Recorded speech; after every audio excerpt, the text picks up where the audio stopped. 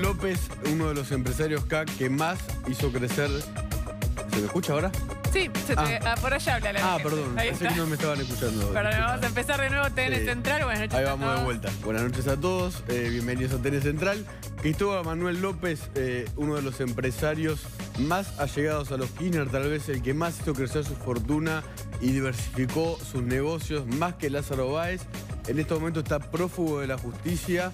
Su socio Fabián de Sousa está detenido, va a ir preso a la cárcel de Marcos Paz por orden de juez Julián Ercolini, que basado en un dictamen rotundo del fiscal Gerardo Policita, los acusó y los procesó con prisión preventiva por haber cometido, según el juez, el delito de perjuicio contra la administración, perjuicio fraudulento contra la administración pública, y les dictó un embargo de 17.200 millones de pesos. ¿Cómo es que se llega a esa cifra? Esa es la cifra que calcula la FIP, que López y de Sousa le deben al fisco, porque no por ser morosos, por no haber pagado impuestos, sino por haberlos cobrado y habérselos adueñado de impuestos a la nafta de toda la gente que cargó durante muchos años combustible. Es un Petrolera Oil en sus estaciones de servicio. Con esa plata ellos se la quedaron, no se la pagaron a la FIP y compraron diversas empresas. No es Lázaro Báez. En el 2003, Cristóbal López no era monotributista como Lázaro. No, es un empresario, digamos, él llegó, acompañó, si se quiere, a Néstor Kirchner en su llegada al poder nacional, ya siendo un empresario de Chubut, diría, importante, pero fue automática su expansión, aparte de la expansión en los rubros. Cristóbal López empezó a abarcar rubros completamente distintos, de mundos distintos. De hecho, en un momento se convirtió, más allá de sus negocios y sus emprendimientos según sus deseos, lo que quisiera hacer, en un rescatador de empresas a pedido de Néstor Kirchner. Cuando había una empresa que tenía un problema grande, estaba por cerrar, estaba por quebrar o alguna cosa similar, entraba Cristóbal López a pagar el salario de los empleados. Esto obviamente no era para ganar dinero, sino para responder o para devolver políticamente todo lo que él había conseguido. De hecho, la expansión de la concesión, ¿no?, de todo lo que es el hipódromo, los tragamonedas del hipódromo de Palermo, lo consiguió a través de uno de los últimos decretos que firmó Néstor Kirchner antes de irse de la presidencia. Sí. Ese fue el inicio, porque Cristóbal no paró de expandirse hasta el momento de esta denuncia sobre la evasión en el impuesto a transferencia de los combustibles de 8.000 millones de pesos, y eso es lo que lo está llevando hoy a la cárcel. Exactamente, está prófugo de la justicia. Fabián de Sousa, el socio de Cristóbal López, era el nexo con los Kirchner, tenía muy buena relación con Máximo Kirchner, se encargaba de los negocios que tenían que ver con los medios. Cristóbal López y Fabián de Sousa son dueños de muchas licencias de medios, entre ellas la del canal de noticias C5N, Radio 10, varias otras radios. Todos negocios siempre regulados por el Estado acá, que Cristóbal López fue ganando durante la presidencia y el apogeo de los Kirchner, tanto de Néstor como de Cristina. En esto se diferencia con Lázaro Báez. Sí. Mientras Lázaro Báez de alguna manera rompe con los Kirchner o se distancia después de la muerte de Néstor, Cristóbal López, hoy prófugo de la justicia, siguió haciendo negocios con Cristina Kirchner. Una de las personas de la cámpora de mayor confianza de Máximo Kirchner, Hernán Reibelmayer, que fue al colegio con Máximo Kirchner, de alguna manera fue el comisario político en C5N, después fue su novia y su esposa, porque se casó Reibelmayer con ella, Desiré Cano, la que decidía qué es lo que salía y lo que no en el grupo de medios de Indalo, que llegó a tener negocios petroleros, del juego.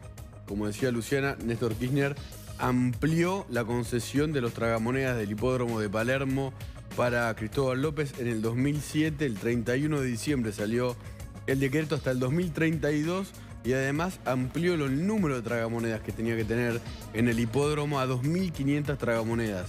No hay ni siquiera en Las Vegas un casino que tenga 2.500 tragamonedas. ¿Qué argumentó Kirchner en aquel momento? Que había una demanda de juego muy grande en la ciudad y por eso Cristóbal López necesitaba muchas más tragamonedas. Tuvo hasta fábricas de dulce de leche, de aceite de oliva. y es un terrateniente. Está prófugo de la justicia. Del petróleo, que fue el que le permitió financiar toda su expansión, ¿no? De hecho, ellos mismos, de Sousa decía permanentemente que reconocía que se habían financiado quedándose con ese impuesto, pero que era una maniobra legal técnicamente. Bueno, la justicia pensó lo contrario. El otro dato relevante de hoy es que también procesaron a Ricardo Echegaray. Sí. Que, sin prisión preventiva, ¿no? Sin prisión preventiva, pero un embargo también, parte de este embargo multimillonario le cae también a Ricardo Echegaray, que también se creía que hasta ahora era un intocable de la justicia, y hoy le tocó una mala noticia. Sí, a ver, esto golpea al corazón de los Kirchner porque los lazos que había entre la familia Kirchner y Cristóbal López no eran solo financieros. Una sobrina de Cristina Kirchner, prima de Máximo y de Florencia, una hija de Alicia Kirchner, Romina Mercado, es directora de una empresa de Cristóbal López, inversora MIS, que es la empresa con la que Cristóbal López compró la mayoría de sus negocios. Esa empresa tiene parte de sus accionistas desconocidos. Se ramifica hacia el exterior y esto lo han confirmado propias fuentes del Grupo Indalo en su momento. No se sabe quiénes terminan siendo esos accionistas. ¿Por qué está una prima de Máximo, una sobrina de Cristina Kirchner en esa empresa con la que Cristóbal López y de Sousa compraron todo lo que compraron? Bueno, es una incógnita que se investiga en otra causa, que también ayer el fiscal Policita pidió que se eleve a juicio, que es la de asociación ilícita, sí, es la mega causa de asociación ilícita. De obra pública. A ver, Cristina Kirchner tenía 2 clientes en sus inmobiliarias y en los hoteles. Lázaro Báez, preso con prisión preventiva por lavado de dinero, y Cristóbal López, prófugo por estar acusado de haber cometido perjuicio y malversación de caudales contra el fisco, ¿no? Y un dato más, este vínculo de Cristóbal con la política se vio, más allá de que era obvio, el financiamiento de la política siempre es un tema relevante en Argentina, en las campañas. La mayor parte del dinero no queda aclarado en las grandes campañas electorales. En un momento cambió la ley y no se podían aportar las empresas y empezaron a aparecer nombres propios. Y ahora no recuerdo, juraría que fue la del 2011, donde la campaña presidencial de Frente para la Victoria con Cristina Kirchner, Amado Vudú, tenía, te diría, a toda la cúpula de las empresas de Cristóbal López. Estaba Fayán de Sousa, estaba de Benedicti, que es su socio en el tema del hipódromo y los casinos. Estaba prohibido. Claro, después a partir de ahí, ahora vamos a agregar unos datos más, a partir de ahí las publicaciones periodísticas, yo me acuerdo cuando lo busqué uno por uno, no eran solo los más conocidos, había un montón de gerentes de las empresas del grupo de Cristóbal López, del grupo Indalo, y a partir de eso fue que también tuvieron que reconocer que no podían aportar. Sí. Estamos ya con un invitado, Fernando Sánchez, que era diputado nacional, ahora desempleado. Ahora vamos a hablar de eso. Sí, tiene un cargo en la jefatura de gabinete, pero pasamos primero a Rodrigo Alegre con información sobre la causa de los desmanes ocurridos ayer durante la votación de la reforma previsional. Nico Lu, a ver, son 68 los detenidos y 2 menores están a disposición del juez Torres. Digo detenidos, fue la jornada violenta que terminó ayer con 68 detenidos, pero lo cierto es que están libres. A ver, fueron escarcelados. Los delitos son intimidación pública, daño y resistencia a la autoridad. Hasta ahora son 68 los mayores que están imputados en esta causa. Es el juez Torres y la fiscal Alejandra Mángano. ¿Qué va a pasar? Lo que está haciendo por estas horas la Fiscalía es recopilar información audiovisual, las cámaras de seguridad de la Jefatura de Gobierno porteño, las cámaras de los locales, registro fotográfico. Le han pedido a algunos canales también imágenes de los agresores. Lo que se hizo fue fichar a cada una de las personas detenidas, pedirles antecedentes y en las próximas horas va a haber procesamientos. Por lo menos tiene acreditada la justicia, el juzgado de Torres, por lo menos 22 personas que participaron de los incidentes, sobre todo la imagen que estamos viendo ahora, este militante de izquierda de Santa Fe, Sebastián Romero, exdelegado de General Motors. La fiscal Alejandra Mángano pidió hoy la detención. El juez Torres ordenó la detención de este hombre. Bueno, ahora estamos viendo a un policía de la ciudad, pero es esta persona que aparece con un arma casera, con un arma... Sí, fue la foto del día, ¿no? Ese hombre, claramente, por eso enseguida se buscó identificar quién era, porque fue el símbolo de gran parte de los hechos que sucedieron ayer, sobre todo los hechos de violencia de la tarde. Claro, y ahí lo que sucedió en las últimas horas fue que trascendieron algunas fotos. Ahí lo estamos viendo, Sebastián Romero, este militante de izquierda de Santa Fe, ex delegado de la fábrica General Motors, fue candidato a diputado por el Frente de Izquierda. Obviamente el juez pidió la detención de él. Bueno, se libraron oficios a la provincia de Santa Fe y también a la policía de la ciudad para su detención. Va a haber procesamientos en las próximas horas. Están en libertad, fueron excarcelados. Lo repetimos, los delitos son intimidación pública, daño y abuso a la autoridad.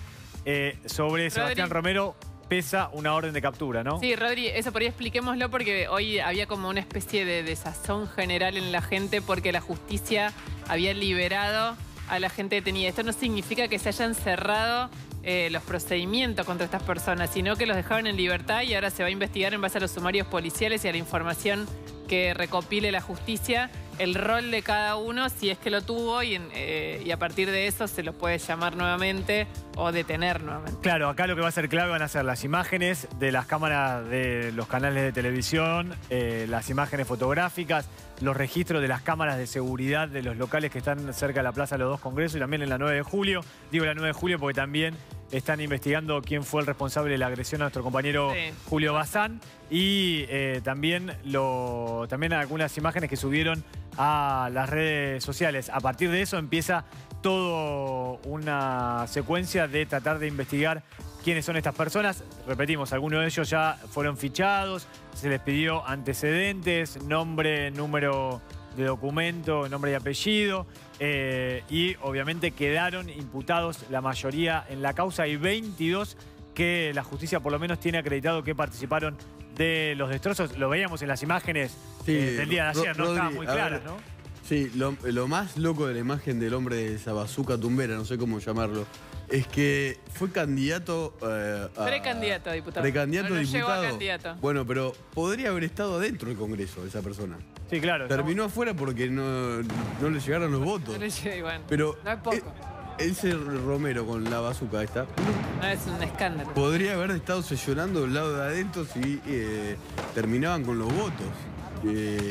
Bueno, por suerte no le llegaron los votos, o no sé, porque tal vez era mejor que hubiese estado adentro y no fuera disparando con esa arma que obviamente demuestra, o es una de las pruebas de que la manifestación no fue del todo espontánea, no sé si en su mayoría o en su minoría, pero obviamente había gente espontánea protestando, pero alguien que lleva esa, yo no sé cómo llamarlo, yo le digo bazuca tumbera. Sí, es un palo con una... Con un mortero, digamos, atado con cinta en la punta, ¿no? Sí. Lo concreto es que también hoy pasó, durante el día de hoy, hubo algunas fotografías y videos donde aparecían militantes de izquierda y dirigentes de diferentes partidos de izquierda junto a Sebastián Romero. Obviamente que todo el mundo decía que no lo conocía, pero bueno, fue un ex candidato a diputado por un frente de izquierda en la provincia de Santa Fe. Sí. Está reconocido quién es. Hoy la justicia ordenó la captura y de su detención, y este dato que sí hay que aclararlo, que están en libertad, pero siguen no, la imagen es increíble, increíble. Sí. Va a quedar seguramente como un símbolo del día de ayer. Gracias, Rodri. A ustedes. Ya vamos a hablar con Fernando Sánchez, pero primero Nacho Otero del Estudio Central de TN Central va a contar la historia de Cristóbal López. ¿Cómo están, chicos? Sí, porque muchas veces hablamos de Cristóbal López y en estos momentos donde se dan este tipo de detenciones o situaciones, muchos niegan los vínculos que, si uno revisa la historia del empresario patagónico, aparecen más que evidentes, no solamente en cuestiones económicas, sino también en cuanto a empleados, incluso de la familia presidencial o de los distintos familiares de Néstor y Cristina Kirchner, que incluso trabajaron para Cristóbal López. Si quieren podemos repasar este perfil. Dale. El juez federal Julián Ercorini acaba de disponer la detención del empresario Cristóbal López y su socio Fabián de Sousa en el marco de la causa por la cual se lo acusa de evasión agravada.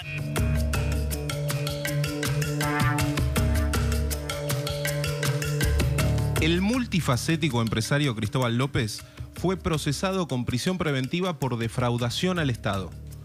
La deuda de 8.000 millones de pesos que sostiene con la AFIP lo arrinconó judicialmente. A Cristóbal no le gusta que lo llamen empresario K, pero si repasamos su historia, encontramos rápidamente sus estrechos vínculos con el matrimonio Kirchner. En los primeros 10 años del kirchnerismo, triplicó la cantidad de máquinas tragamonedas que administraba y el propio Néstor le extendió la explotación del millonario negocio del hipódromo de Palermo hasta 2032. El primer casino flotante que hubo en Puerto Madero lo instaló la empresa Cirsa. Ya en la era acá, Cristóbal López se quedó con la mitad del negocio y fue mucho más rentable.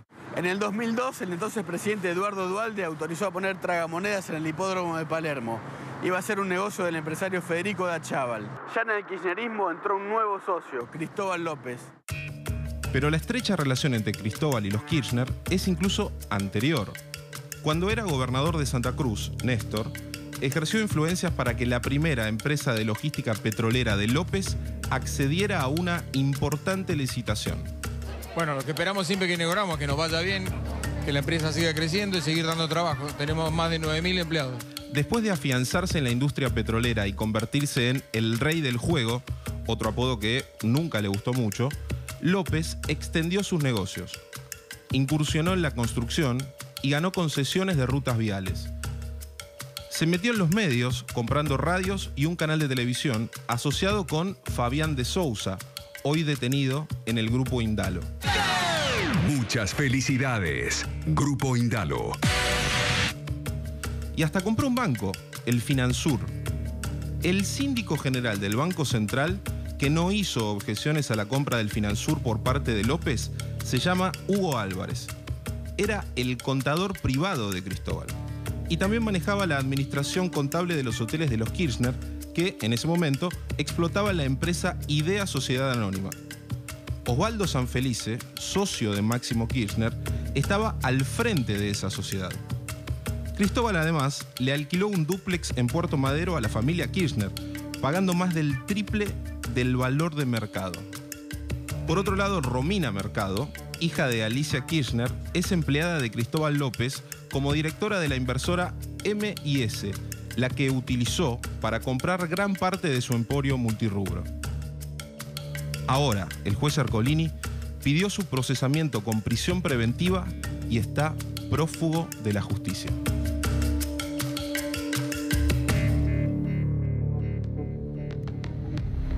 Bueno, ahí veíamos lo que tiene que ver también con la expansión, que a diferencia de Lázaro Báez, que fue en distintos rubros también, pero la de Cristóbal fue incluso todavía más expansiva, tocando algunas áreas que ni siquiera tienen conexión entre ellas, y siempre en toda esa expansión que tuvo Cristóbal había amigos del poder en ese entonces que permitían que todo eso sucediera y no levantaban objeciones desde el Estado, por ejemplo.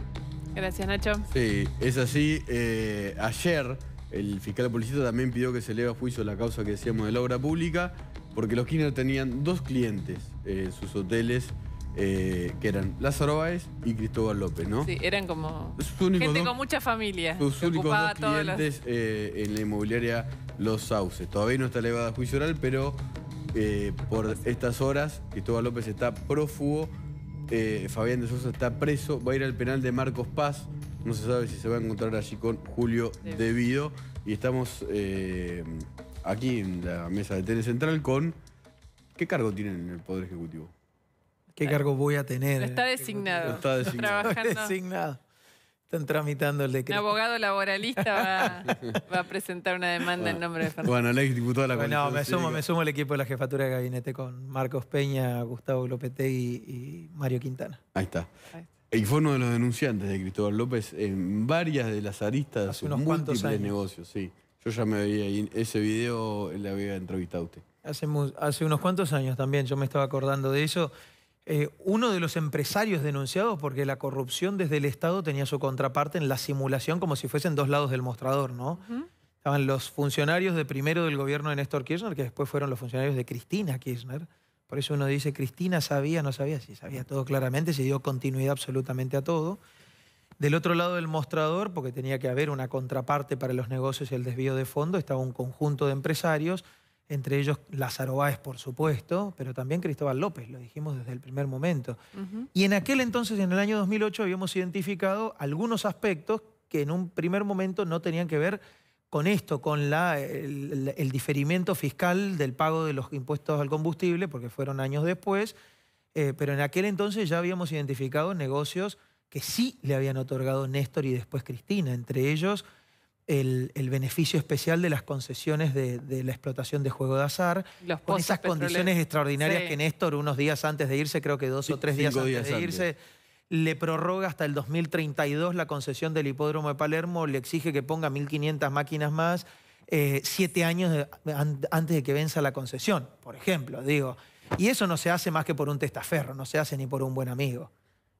Mucho menos por intención de defender el interés público. Siempre Cristóbal López, que ha sido, digamos, como empresario, mantuvo esto, a diferencia de Lázaro Báez, fue un empresario que siempre se quiso mostrar como un empresario, que en todo caso se había expandido gracias a la expansión de su socio, pero siempre se encargó de negar, no públicamente, porque no es un hombre que hable públicamente, pero tenía mucho vínculo, digamos, vínculo me refiero a, daba muchas entrevistas en off, lo que se llama en off the record, decía, yo no soy un testaferro, yo no soy lo mismo que Lázaro Báez, yo soy una persona que emplea, bueno, recién Nico daba el número, 9.000 en ese momento, ahora son muchos más. 18.000 empleados tiene hoy, porque hay que decirlo, no son solo los medios.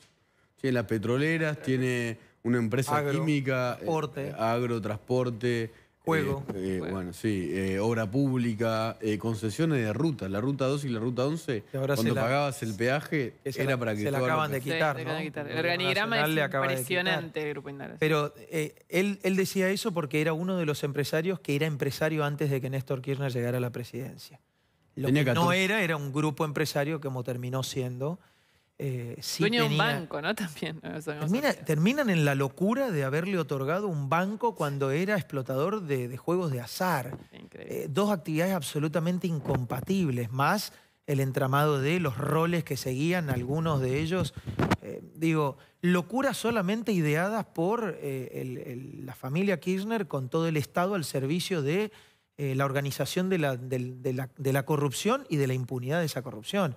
Cuando Ricardo Echegaray, hoy yo leía el procesamiento, ¿no? Y el embargo por 17.000 millones de pesos. ¿Puede explicar por qué es esa la cifra? No, me imagino que es por la dimensión de la magnitud de la defraudación. Claro, es el cálculo que hace la FIP de los 8.000 millones de pesos que se adueñó con intereses y de acuerdo a los años da 17.200 millones. Hoy es un reclamo algo así como de 10.000 millones de pesos, pero además se toman en cuenta otras consideraciones.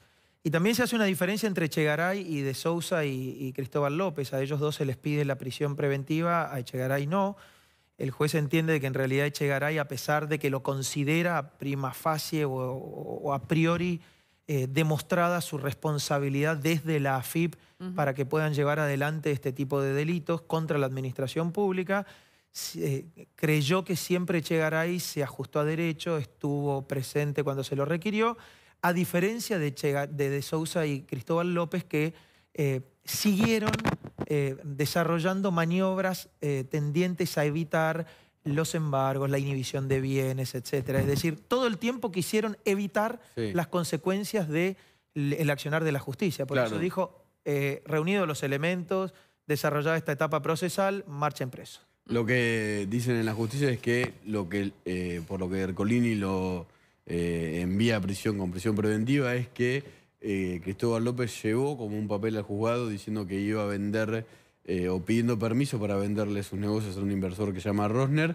y que después apareció un mes después o algo así diciendo que ya lo había hecho, cosa que para el juez es determinante porque es una muestra de que quería obstruir la justicia. Claro, es eso. Pero para que la gente recuerde bien qué es lo que terminó siendo, porque nosotros dijimos por qué no era igual a Lázaro Báez. Efectivamente, Lázaro Báez era nadie en términos económicos o comerciales antes de la llegada de Néstor Kirchner. Exactamente. Después fue un multimillonario con una empresa constructora muy, pero muy grande. Es decir, solo vivió y se desarrolló al amparo del direccionamiento interesado de la obra pública, primero en Santa Cruz, después en el gobierno nacional. Cristóbal López, a diferencia de él, sí tenía empresas, ya era explotador de juegos, ya tenía emprendimientos de transporte, recuerdo la concesión del transporte urbano en Neuquén, también tenía emprendimientos inmobiliarios y también tenía fábrica de dulce de leche, tenía agropecuarios. Eso fue después ya en la época de los Kirchner. Pero, por ejemplo, se convirtió en un empresario petrolero, cuando nunca en su vida había explorado en ese tipo de negocios o rubros. Y a pesar de eso, casi todas las áreas petrolíferas de la provincia de Santa Cruz le concesionan solo a Cristóbal López o a Lázaro Báez. Ninguno de los dos entendía absolutamente nada de petróleo, es decir, desde el Estado Nacional le idearon el negocio petrolero a Cristóbal López y a Lázaro Báez. Kirchner dividió la provincia norte y sur y creo que absolutamente. Las áreas petroleras del norte fueron para Cristóbal. Solo para ellos. Para que nos demos una dimensión de cómo el Estado decía: este negocio va para mis testaferros, porque es así, uno no tiene miedo de decir que eran sus testaferros. Sí, ahora, viendo todo esto, ¿el Estado puede hacer o intentar un recupero de los bienes, sobre todo de los pozos petroleros, o lo que tiene que ver con la energía que supongo que aprovechada por el Estado podría mejorar la producción del petróleo, algo que falta, ¿no? Energía. Sí, sin duda que sí, pero me parece que hay que pensarlo en todos los aspectos de las empresas y de la actividad económica que terminó teniendo el Grupo Económico Indalo. También hay que saber que en realidad gran parte de esos recursos ya se fueron, ya se desviaron. Piensen en la pauta publicitaria oficial, ya se fue. Piensen en el diferimiento de los impuestos al combustible que él tenía que percibir, recaudar e inmediatamente 2 veces por mes entregarlo a la Administración Federal de Ingresos Públicos. Y que la Administración Federal nunca se dio cuenta de que no se estaba haciendo año tras año tras año. El tiempo que tiene que haber pasado para acumular 8.000 millones de pesos de evasión. Y eso es solamente desde el 2013 al 2015, pero en realidad la FIP dice que lo hacía desde el 2011. Claro, no es evasión. No es evasión, perdón, me equivoco, porque es peor. Es como cuando se quedan con tu aporte jubilatorio. Es diferimiento, pero cuando se hace en términos de... Porque uno puede tener un incumplimiento fiscal si la obligación es tuya. Pero cuando vos sos el agente de retención o percepción, es decir, que el pagador del impuesto sos vos, porque sos vos el que compra el combustible, él era el responsable de recaudarlo e inmediatamente depositarlo. En ningún momento era su plata. Si vos tenés una obligación tributaria determinada y vos no la cumplís, el fisco puede venir e intimarte, entonces vos podés ingresar a planes de pagos, etc.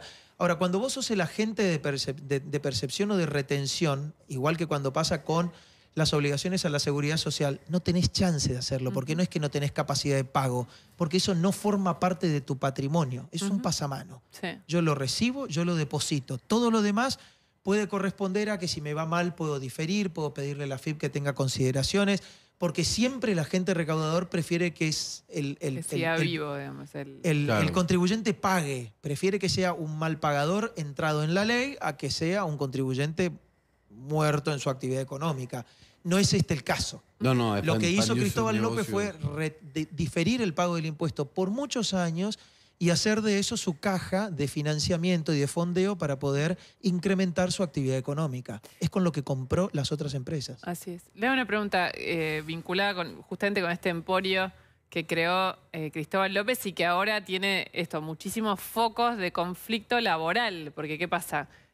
Con este esquema, con esta situación, con la justicia encima de todo el conglomerado en general de empresas de Cristóbal, con ellos detenidos, hay mucho conflicto laboral. ¿Qué va, no qué va a pasar porque usted no lo puede saber, pero qué se puede, hay algún plan desde el Estado, algún vehículo para sostener la crisis que implicaría que a lo mejor 18.000 personas se queden sin trabajo? Ese es un problema importante, y es un problema importante y siempre lo es, y de manera tal que inclusive cuando piden este tipo de planes especiales de facilidades, que en realidad no se pueden conceder ante cualquier circunstancia, ponen a los trabajadores como escudo, para que en realidad se haga la evaluación que hacía Echegaray de manera no discrecional, porque la administración tiene cierta capacidad de discreción. El artículo 32 que cita todo el tiempo para poder dar esas facilidades de pago especiales, no las generales que suele dar la FIP a través de determinadas moratorias o facilidades de pago, lo que hacía era poner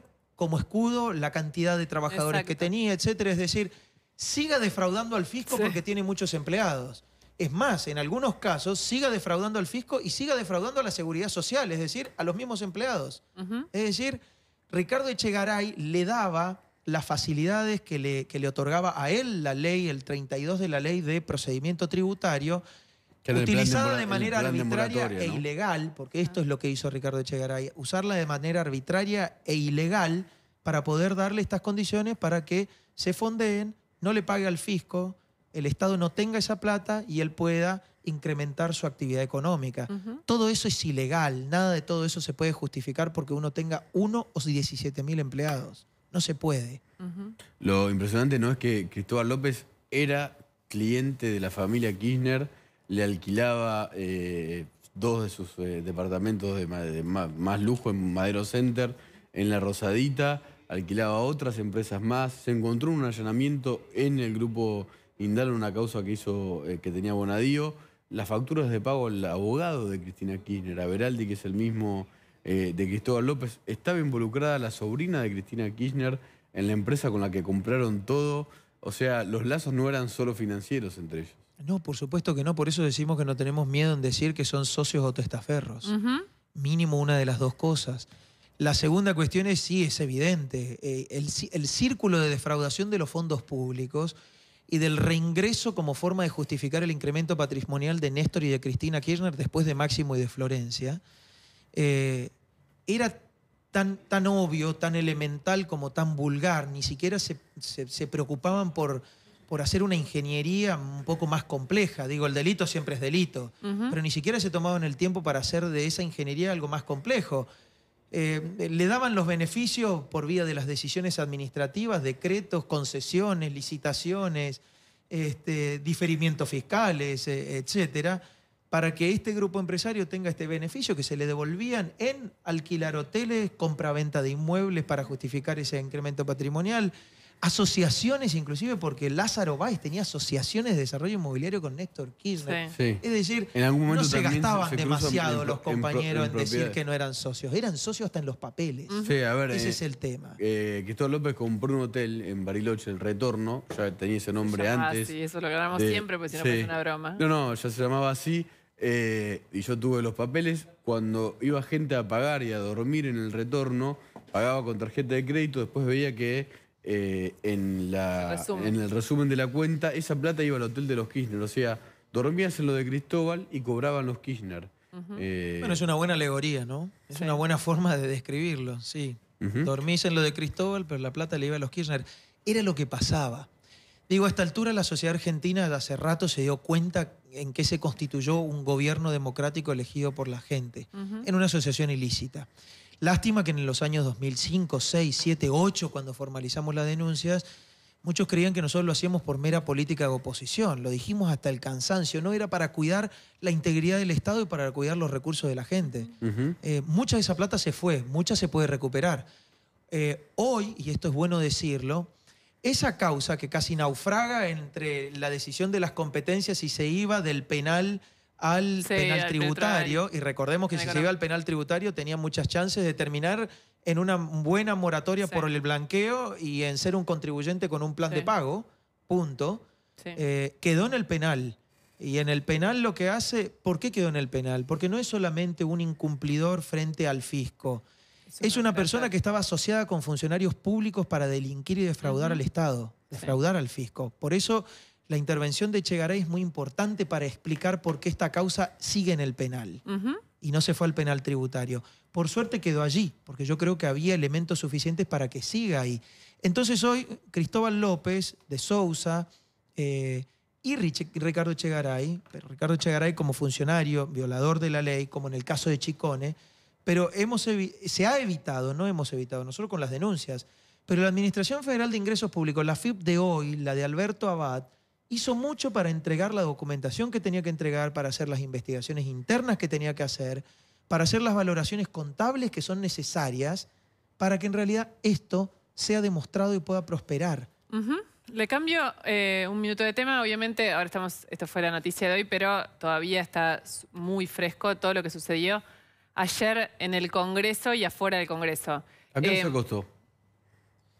Yo no soy más diputado, así que no me tocó la peor parte. Sí miré la sesión hasta el final, dormía un rato, me despertaba. A mí el debate parlamentario y el recinto del Parlamento me me provocan algo muy especial. Yo me crié ahí adentro, así que para mí es una cuestión muy importante. Ayer fue una sesión muy importante de un tema muy sensible, muy importante para mucha gente, creo yo, para todos los argentinos, y fue muy tensionante también. Fue un debate que se dio en un marco de mucha violencia afuera. Creo que por suerte el Estado logró recuperar la paz en la calle para que pueda sesionar ni más ni menos que el recinto de uno de los poderes del Estado. Así que por momentos daba mucha angustia, pero por momentos uno creía que no se puede ceder ante la violencia. Y yo pienso lo mismo cuando veía esa foto, esa imagen de un dirigente de un partido político. Se supone que los partidos políticos somos partidos políticos de la democracia. No importa si sos de la izquierda, de la ultraizquierda, del centro, de la derecha, si sos liberal. Esa gente va a elecciones para pelear por una banca en el Congreso. ¿Para qué? Para meter diputados, pero para después hacer todo lo posible para que el Congreso quede cerrado. Es la contradicción más elemental del mundo. Entonces tienen sus diputados de izquierda adentro, pero pelean para que el Congreso cierre sus puertas. No creen en la democracia. Creo que esa imagen le quedó a la sociedad argentina muy plasmada ayer y fue esa dualidad, algo que quedó claro para todos. Pero pasó algo bastante más centrado a la noche, que justamente cuando el gobierno logró controlar la calle y se apaciguó la calle y de alguna manera se liberó la calle a la gente, que la recupere la gente que la vive pacíficamente, y se generó en muchos puntos de la ciudad del conurbano y en el Congreso de la Nación una reunión, los famosos cacerolazos, no fue completamente masivo, pero fue mucho más de lo esperado a la hora en que se empezaba a debatir. Protestas legítimas, además, ¿no? Sí, las protestas, si no son violentas, son legítimas. Es que esa es la diferencia. Vos sabés el macrismo como movimiento, usted no es de origen macrista, digamos, va a trabajar en el gobierno, pero es parte de una alianza. Pero surge del 2001, de los cacerolazos del 2001. Cada vez que uno le pregunta al presidente, son una agrupación política que surge como diciendo tenemos algo que hacer, tenemos un país. Bueno, esta imagen de un sector de la clase media que puede haber sido o es votante de Cambiemos, de la Alianza Cambiemos, en la calle con cacerolas, ¿le preocupa? No, me parece que siempre hay que prestarle atención. En primer lugar, hay absoluta libertad para las manifestaciones. Esas son formas pacíficas de la manifestación. Eso es una manera en la que los ciudadanos pueden hacer oír su voz, no solamente en el día de la elección. Eso es lo que uno pretende de una persona que se siente disconforme con algo que está pasando en una toma de decisión en uno de los poderes del Estado, en este caso el Poder Legislativo, con la pluralidad aún que implica el Poder Legislativo. Ahora, por ese lado, reivindico absolutamente esas formas de manifestación y hasta uno las incentiva, no porque coincida con la manifestación en sí, porque por el otro lado estábamos absolutamente seguros de que la reforma era una reforma que preservaba y protegía el sistema previsional. El sistema previsional no es para nadie más que para los jubilados. Para los jubilados de hoy, para los jubilados de mañana. Para mí el día que me tenga que jubilar. Entonces, ese sistema para que siga siendo público, para que siga siendo de reparto, para que siga siendo solidario, para que siga siendo universal, tiene que ser sustentable. Y Cristina Kirchner lo que hizo con las reformas, previamente no les dio ni el 60% móvil. No es que el 82, ni el 60. Cuando vino el 82 por ley lo vetó. Y cuando vino la movilidad dijo, vamos con todo, que lo pague quien sea. Por eso digo, la irresponsabilidad del populismo. Lo que nosotros teníamos que hacer era preservar frente a las variables que licúan y que licuaban con la inflación que existía antes, el valor adquisitivo de las jubilaciones, y hacer que las jubilaciones, el sistema en sí sea sustentable. Por eso nosotros estamos convencidos de la reforma que se planteó, porque era para preservar ni más ni menos que a lo largo del tiempo el sistema previsional para los jubilados. Pero si alguien está disconforme, si alguien está descontento, que se manifieste en paz. Eso que se vio, que era un puñado de violentos que inclusive impidió que los que se querían manifestar, partidos políticos, movimientos sociales, ciudadanos independientes, tuvieron que irse de la manifestación. Entonces, esos son los que en realidad no dejan que el resto pueda hacernos oír a nosotros su voz. Aunque nosotros sí sabemos escucharla. Le agradecemos muchísimo, Fernando Sánchez. No, muchas gracias a ustedes. Gracias. Pasamos a Franco Mercurielli, que nos va a contar lo que se está votando de vuelta en el Congreso, porque sigue la votación. Sí, Nico, ¿cómo estás? Luciana, exactamente. Después de la reforma previsional viene el capítulo de la reforma tributaria que empezó a debatirse a las 5 de la tarde. Pero ojo que la discusión parlamentaria continúa. El jueves, diputados con otros temas importantes, como por ejemplo aprobar el presupuesto 2018.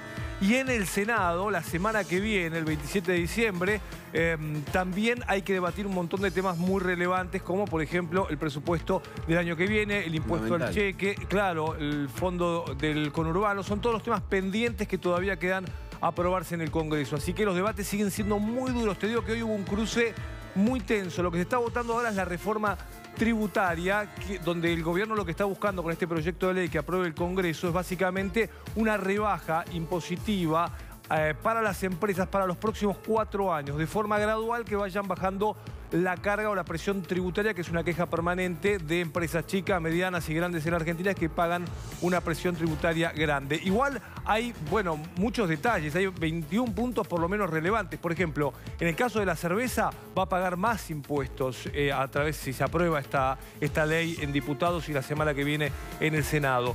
En el caso, por ejemplo, de pollos y cerdos, por ejemplo, esos productos que hoy pagan IVA, esta reforma da vuelta a la página y le quita ese 21% extra que pagan estos alimentos y estos productos, ¿no? Un aspecto positivo.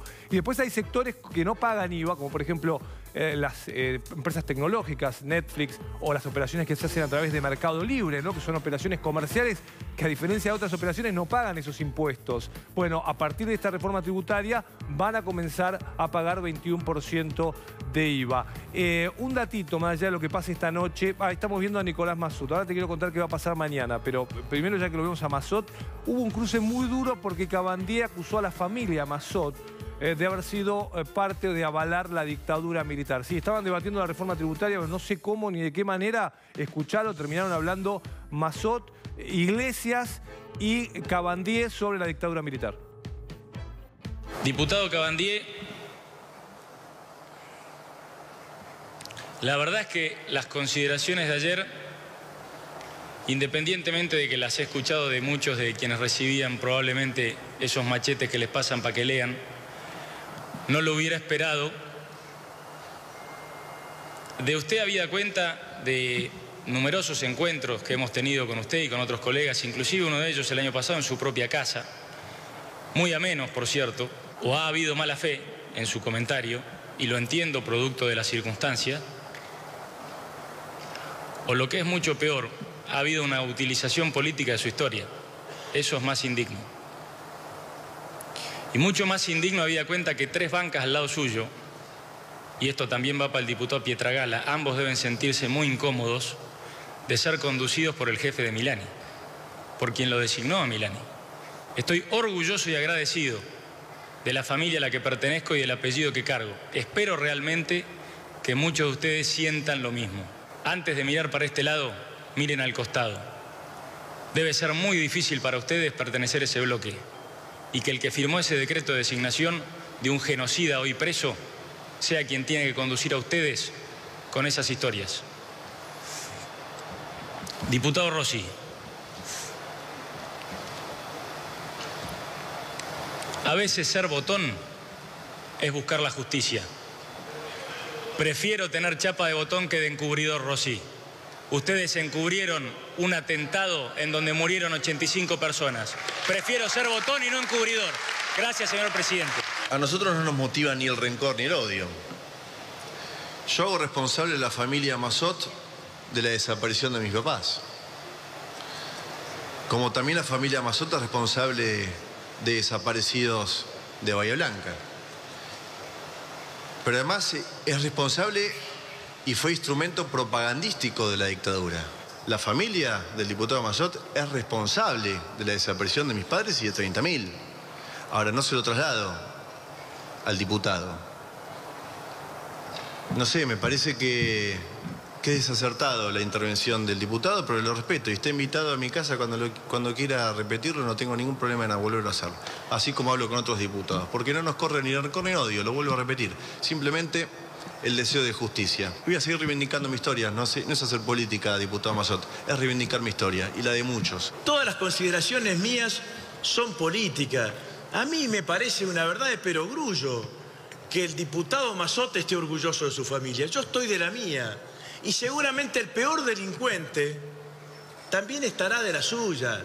Y quizás el peor delincuente será buen padre. No me parece un argumento político. Bueno, una aclaración.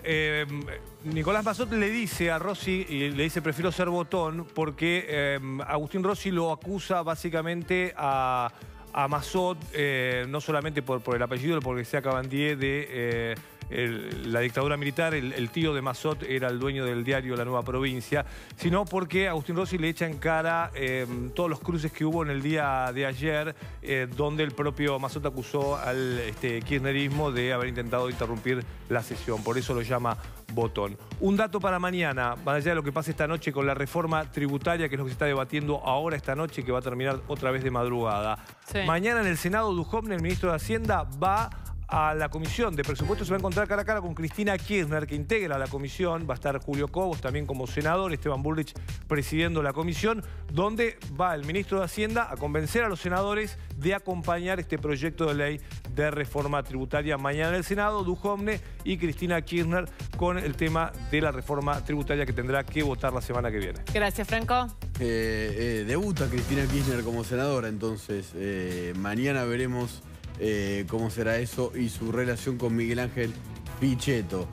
Vamos a una tanda y después Luciana con más información. Después de la pausa. No hay que vivir fingiendo, la cosa es al revés. Cuando solo somos pasajeros.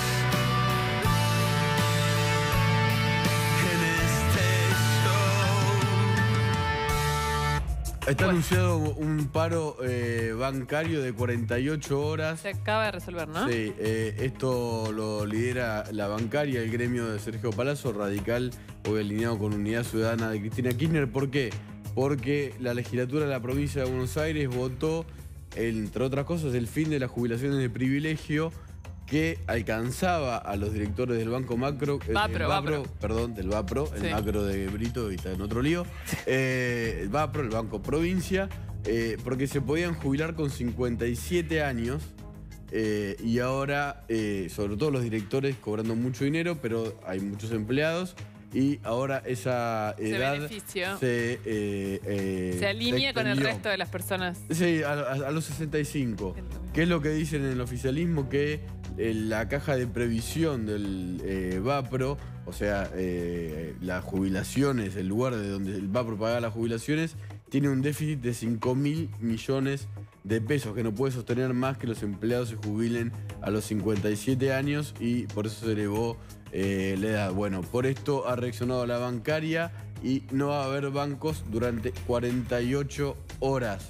Esto se da en las vísperas de Navidad, pero bueno, es un conflicto gremial, tiene derecho el gremio a hacer esto. La información es que la caja previsional del Vapro, según la gestión de Vidal, no aguantaba más. Vamos a una tanda y después Luciana Geuna con más información. Le voy a contar Luciana Geuna, pero lo cuento yo. Ayer fue a visitar a Julio de Vido, Guillermo Moreno. No lo dejaron entrar de vuelta porque está condenado. Tiene que verlo una psicóloga. Moreno aceptó. Quédense con los Leuco. Gracias. En un programa, nosotros nos vemos mañana. Que descansen. Chau. Chau.